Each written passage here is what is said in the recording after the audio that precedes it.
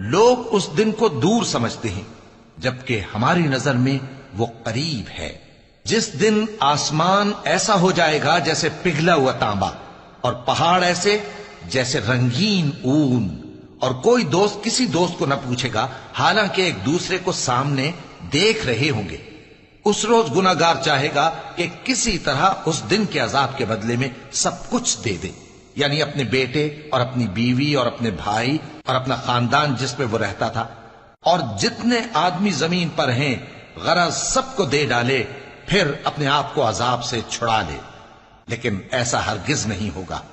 وہ بھڑکتی ہوئی آگ ہے، کھال ادھیڑ کر کلیجہ نکال لینے والی.